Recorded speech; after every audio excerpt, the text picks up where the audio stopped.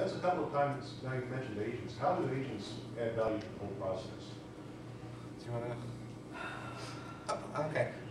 Well, basically, from our point of view, it depends on who the agent is. You know, an agent, we know if an agent has a good eye. You know, I know that this agent is sending in something, so I know it's going to be decent. Will it be something I like or something we can publish?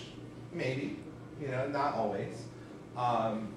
You know, so it's more of a direct contact. You know, I actually go and meet these agents. I'll meet them at conferences, or you know, we'll just do lunch. I'm supposed to do lunch with an agent next week, and literally those lunches are. A lot of it is, I have these books that you might be interested in, but a lot of it's also, hey, where'd you grow up? What's your interest? So that when something does come down the road, they know, you know, I'm from Ohio. Okay, for writers from Ohio, in the book set in, you know, rural Ohio, they may think, well, Paul's from there. Maybe he might be interested in this. I had an embarrassing lunch because I was so unprepared.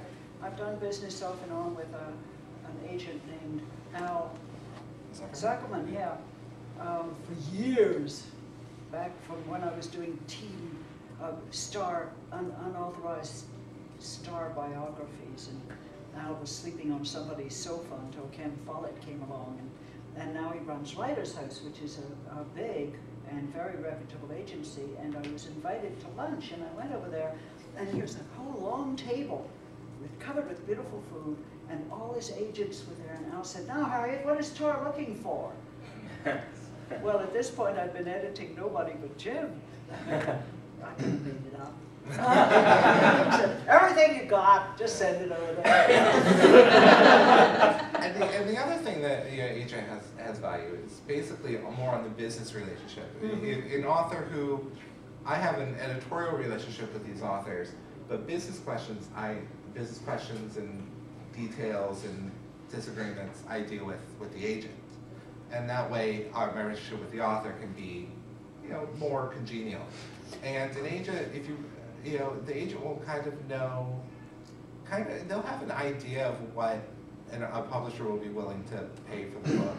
They also will know what parts of the contract are negotiable and what aren't, you know, but I was going to say, an agent is a pretty good jailhouse lawyer, not real lawyers, but they know the publishing law. If they don't, get a different agent, because they then, part of their job is to go through the contract. So that while you're jumping up and down and saying, yeah, I've got a contract, they're saying, this contract. You're not, don't sign this thing. Here's what you need. That's a very important part of what they're doing. No, that doesn't mean that, you know, if I've bought books directly from authors, you know, and I will I will be above board with the authors. I will say, you know, this is what this is what that is. Do you have questions? One author I bought a book from directly, here was the negotiation.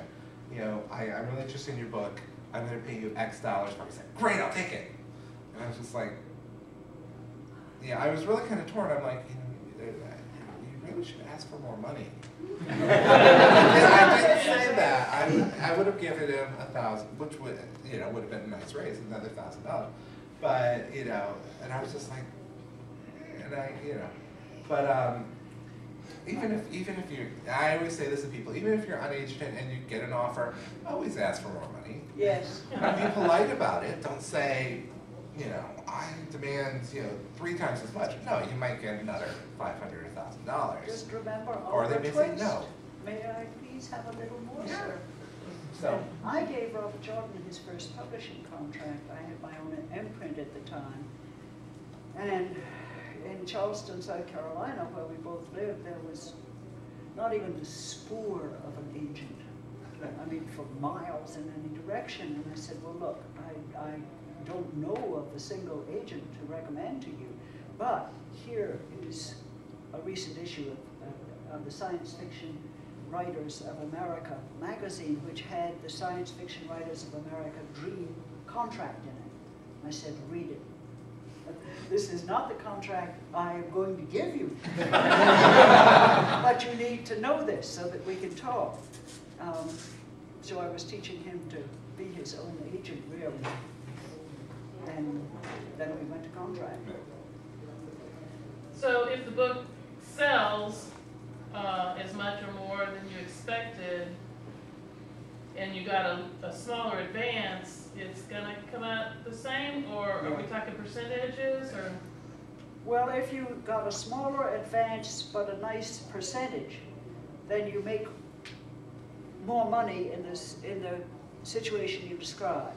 Yeah, in the long run. Yeah, you'll always, if you get let's, typical advance these days around $5,000. So if you get a $5,000 advance, and basically it's advance on earnings on the book. So as long as you sell enough copies or enough subsidiary rights to earn back $5,000, anything above that you will get additional checks. Anything below that, the publisher eats the difference. Okay. We don't say, oh, you only earned 4,000, you owe us $1,000. That is why publishers are particularly careful about the advance payments, Yeah, because you get to keep it whatever happens. right. And publishing Hillary is, Clinton. publishing is a pretty low profit business by and large. It really is. And this is one of the reasons publishers go belly up so often. Something I'd like to understand better than I do. It seems like other forms of entertainment spend a lot of time and energy understanding the audience. If you're a record company or a movie studio or a video game publisher, you spend a lot of time understanding who are my demographics, what age, what gender, what geography do they live in, and that helps guide the decisions that they make in terms of not only the content choices, but the editing of that content to tailor it to the particular groups they're trying to go after. First question that ever reached my ears when I talk to the studio about the Wheel of Time is, well, tell me about the demographics. So I go back to Tom Doherty over at Tor, and it's like, there seems to be not a lot of market intelligence on who's buying the books. Some years ago, we were in England on a business trip, having lunch with his English editor, who said, we have been studying the demographics here, figuring out our advertising campaign, but it's very mysterious.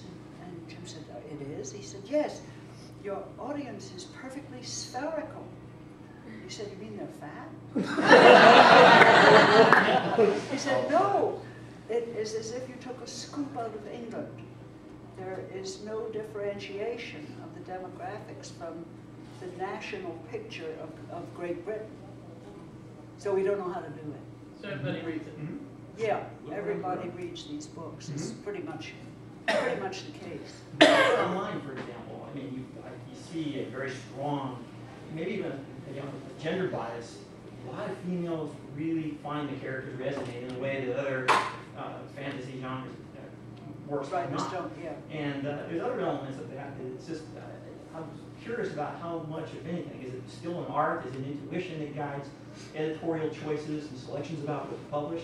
Or are publishers starting to change and put a little bit more of a headlight into the market?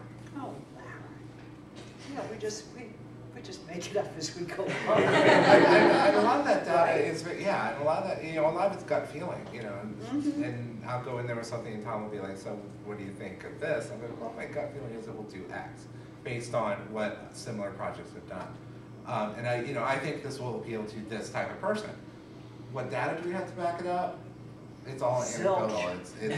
We're getting more data because the thing called BookScan, which is very similar to SoundScan, which they have. Basically, we're able to capture more data of where stuff is selling, like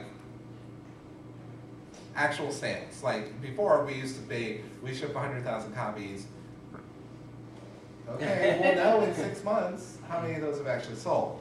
Now we're getting more data of week by week what has sold, and it can be broken down geographically. But do we know woman bought it, man bought it? We don't know that. I think it's an issue with books. If you look at a bookstore, if you look at a clothing store, certain people go in to buy certain types of clothing, come out, so you tailor a clothing store toward them. A bookstore has none of that. You have thousands of different types of products in there. And you can't really do exit polling like you can with a film to find out, okay, this one film you can exit poll and find out what percentage was female, what percentage was male, what percentage is this age group. You can't do that for books because you don't know which of those thousands of pieces of product they're coming out with. Right. And it's not a specialized. All the genres are together in one store generally. And also, there's very little. Yeah, the talking about the very thin margins of publishing. There's not a lot of money for us to do those sorts of. Amazon.com kind of cross sells some. People who bought this book also Yeah, buy yeah. it. Yes, But tell me, Brandon. but they're always wrong about me. Actually, I prefer Barnes & Noble. I like their search engine better, although it isn't as good as it used to be. But they always turn up these UOs, and I'm like, no, I wouldn't. Yeah.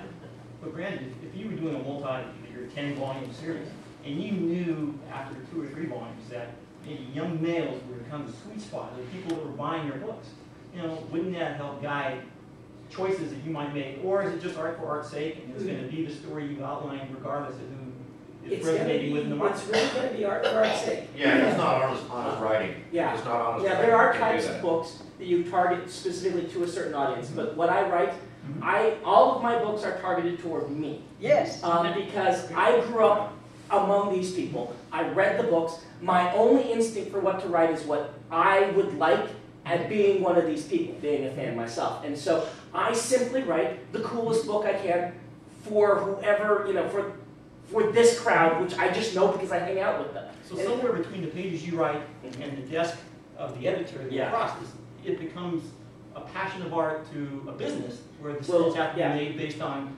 finite shelf space. Well, this is why editors are schizophrenic. They are half art and half business, and have to be. It's inherent in the job. Oh, yeah, The I first say. Oh, yeah, go ahead. duty is the first duty to the book or to keeping the publisher alive?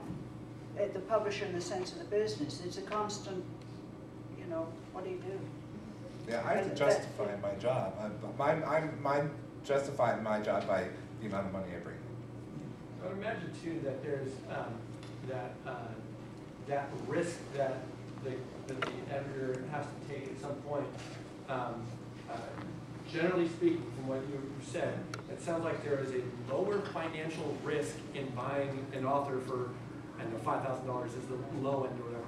But no Hollywood studio is ever going to make a movie for $5,000. Talking $250 million, which I don't think Here's you made something it looks that big. to keep in mind. I've been told by editors before, maybe I'm wrong, but in science fiction fantasy in particular, a new book by a new author is almost always going to lose money for the publisher. It's you're not gonna break even. You're searching and fishing for someone who will be able to build an audience across several books, and the first book's not going to make any money. That's true not only in science fiction and fantasy, but across the board. First novels are But that's also extremely difficult with to respect sell. to the current infrastructure of physical, print on paper, physical boxes and pallets delivered to brick and mortar stores. With digital distribution, ebooks, that might change, where you don't have competing shelf space. Of course, yeah. I mean, We're trying to figure Mr. that Jobs destroyed the music industry, and not satisfied with that, now he's going after publishing this nice, really harmless little industry of books. So you think that's more going to be an evil than a good benefit of the publishing industry? I think that I am a dinosaur. What's that? That I don't think I understand well enough what it will do. It makes me as nervous as a cat on a hot tin roof, I'll tell you that. I really don't like it. And I will say you can only dump a Kindle, you can only drop it into your bathtub once, as opposed to a book. And it won't electrocute you if you drop the book. And if you drop a book in the tub, you only lose one book. Oh, but it'll dry out. Be a little wrinkly. What I think you'll end up seeing is people in technical fields and in scientific fields and walking around with their Kindles. But I think that people who read for pleasure are going to want a book. I will say the military. And The military who can't carry 100 books to Exactly. Afghanistan, and those unfortunate grammar school kids with the heavy textbooks. So of course that may be the death of John Wiley. If the textbooks go